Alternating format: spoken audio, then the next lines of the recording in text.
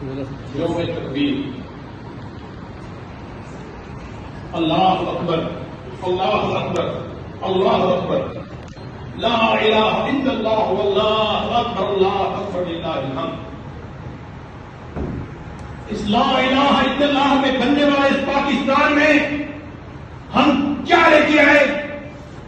ہم قرآن لے کے آئے، جو ہمارے لیے ایک ہدایت تھا، ہمارا آئین تھا، ہمارا مجبر تھا، ہمارا نظام تھا، اور ایک تلوار، وہ تلوار جو مظلوموں کی حمایت کے لیے، آج اسی تلوار کو ہم آگے لے کر چل رہے ہیں، جو میں تکبیر کے حوالے سے 1972 میں جو ہماری پوزیشن تھی، جس طریقے سے پورے طریقے سے ہم نے اپنی جنگ و ہرا اور بے شمار قیدی ہمارے وہاں پر قید ہو کر رہ گئے انڈیا کے پاس، بہت بری حالت تھی ہماری۔ اس کے بعد 1972 میں ذوالفقار علی بھٹو صاحب کی ملاقات ہوتی ہے محسن پاکستان ڈاکٹر عبدالقدیر خان صاحب۔ اس کے بعد اس ایٹمی پروگرام کو آگے چلانے کے لیے پاکستان کے نہ وسائل تھے، نہ پاکستان میں کچھ تھا۔ اس پاکستان میں اس وسائل کو اکٹھا کرنے کے لیے 22 سے 24 فروری 1974 میں تیسری اسلامی سربراہی کانفرنس لاہور میں منعقد کرائی گئی۔ اس اسلامی سربراہی کانفرنس کو منعقد کرانے کا صرف ایک ہی مقصد تھا، ان تمام اسلامی سربراہوں اور مملکت کو بتانے کے لیے کہ ہم وہ لوگ ہیں جو اسلام کے پرچم کو بلند کر سکتے ہیں، جو اسلام کا بول بالا کر سکتے ہیں۔ ہم وہ سلطنت ہیں جس نے لا الہ الا اللہ پہ ہم چلے، ہم نے یہ ملک بنایا، اور ہم آپ کا دفاع بھی کر سکتے ہیں، اور یہ ہمارے ساتھ چلے، ہمارا ساتھ دیں، ہمارے ساتھ چلیں۔ ہم نے تحفے میں ان کو لال پور سے فیصلہ آباد بنایا، اور انہوں نے ہمیں تحفے میں فیصل مسجد دی۔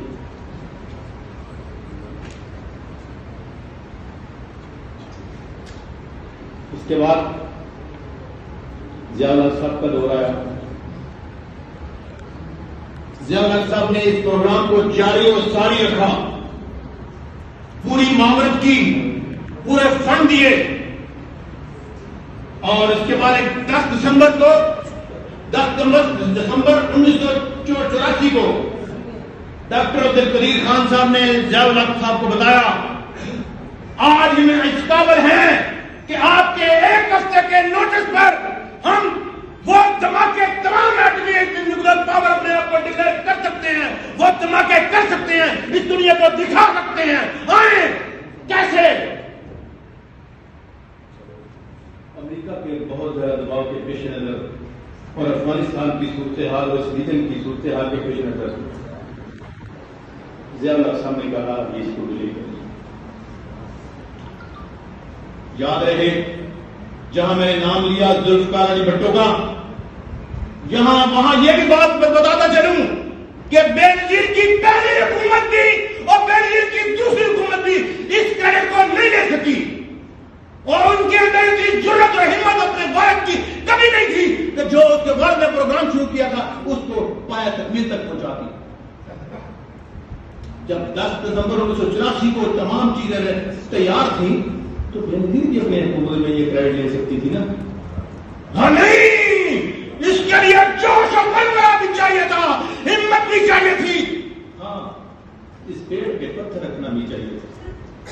شیخ ابی طالب نے جو بھی جانا تھا اس کے لیے بھی اپنے آپ کو تیار رکھنا تھا۔ اس کے بعد 16 اپریل آتا ہے، 16 اپریل کو 1998 غوری میزائل 1500 کلومیٹر تک ہم نے اپنے اہداف مکمل کی ہے، جیلم ضلع سے لے کر اور بنددین بلوچستان تک ہم نے 1500 کا اہداف مکمل کیا۔ اس کے بعد 16 اپریل آتا ہے۔ 16 اپریل کو 1998 غوری مزائل 1500 کلومیٹر تک ہم نے اپنے اہداف مکمل کیے، جیلم ضلع سے لے کر اور بنددین بلوچستان تک ہم نے 1500 کا اہداف مکمل کیا۔ 11 مئی 1998 میں انڈیا نے اپنا آپ کو ڈکلیئر کیا وہ بھی ایک ایٹمی پاور ہے، جس کے ٹھیک 17 دن بعد، ٹھیک 17 دن، وہ 17 دن وہ تھے کہ اس دنیا میں صرف پاکستان نظر آتا تھا۔ پاکستان کے پیچھے تمام ایٹمی قوتیں، تمام لوگ پیسے لے کے گھوم رہے تھے، اور یہ ڈالر لے لو، اپنے آپ کو نیوکلیر پاور مت ڈکلیئر کرو، ڈالر لے لو، ڈالر لے لو۔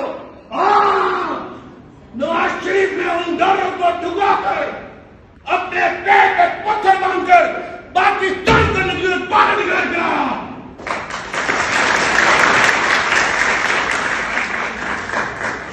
28 مئی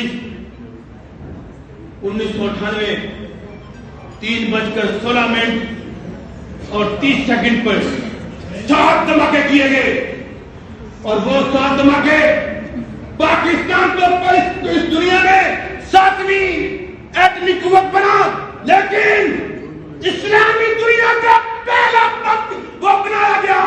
پوری اسلامی سربراہی مملکت کو بچانے کے لیے اسلامی بم بنایا گیا۔ وہ دفاع تھا جو ناقابل تسخیر بن گیا۔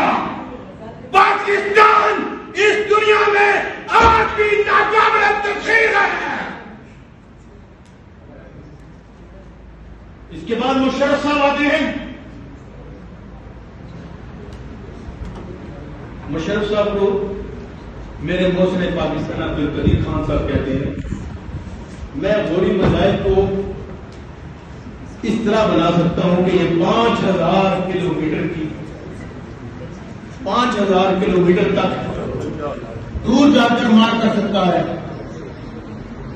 مشرف صاحب کیا کہتے ہیں؟ سنو، وہ جو کہتا تھا یہ اس میں پاور ہے، اس میں اس کی پاور، وہ کیا کہتا ہے؟ کہتا ہے آپ اسرائیل کو نشانہ بنانا چاہتے ہیں؟ نہیں، اور دکھانے کی قوتیں یہ ہوتی ہیں، اور اندر سے قوتیں کہتے ہیں اسرائیل کو نہیں کرنا کچھ۔ لہذا وہ جو ایٹمی پاور کے جتنے بھی فنڈ تھے وہ بند کر لیے گئے۔ ہاں، غلام صاحب خان نے ہر فورم پہ ان کو سپورٹ کیا۔ آخری بات کرتا چلوں، میرے ڈاکٹر عبدالقدیر خان صاحب کا ایک شعر ہے، ملک صاحب آپ ہی سنیے گا۔ گزر تو خیر گئی ہے تیری امداد قدیم، ستم شریف مگر خوفی ہوئی۔ آج اس پلیٹ فارم سے ایک بات کرتا چلوں، ڈاکٹر عبدالکلام صاحب انڈیا کے سائنسدان تھے، انہوں نے اپنے انڈیا کا صدر بنایا۔ ہمارا سائنسدان جو تھا جب وہ اپنی موت کا چہرہ مارا تو ہمارے بزرگ بھی وہاں مکمل نہیں تھی، ہمارا کوئی وزیر اعظم بھی وہاں نہیں تھا، کوئی ہماری عسکری طاقت بھی نہیں تھی۔ ہے صد ہے